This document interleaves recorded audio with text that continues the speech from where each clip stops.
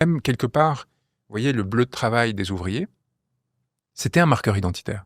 Donc, dans toute la souffrance qu'a pu générer l'industrialisation et le travail à la chaîne et ainsi de suite, vous aviez quand même quelque chose auquel vous raccrochez qui vous permettait...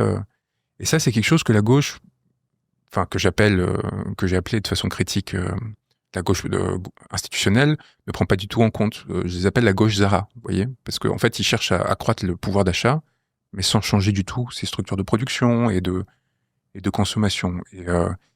Et or, si on veut comprendre pourquoi ce qu'on appelle l'extrême droite existe en France, c'est un élément à prendre en compte. Il y en a d'autres, stigmates de la guerre d'Algérie qui expliquent le vote Zemmour et ainsi de suite. Il y a un certain nombre de facteurs, mais un des facteurs principaux, c'est une crise identitaire qu'il faut pas nier, qu'il faut essayer de comprendre et qui surtout il faut essayer de résorber. Et donc pour revenir à la question, c'est plutôt vous qui rejetez le système finalement. Tel qu'il existe aujourd'hui, clairement.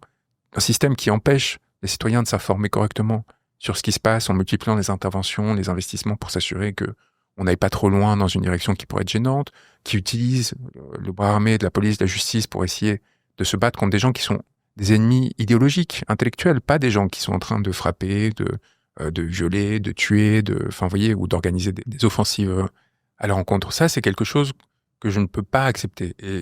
Et pour l'avoir vécu aussi personnellement, ce qui est encore plus grave, c'est-à-dire qu'on s'attaque d'abord aux personnes en première ligne et ensuite on s'attaque à leur avocat. Et ou à l'intellectuel qui écrit des livres sur ces questions. Dans tous les cas, c'est inacceptable. Il y a quelque chose de l'ordre du détournement des instruments de l'État qui ne sert pas le bien commun.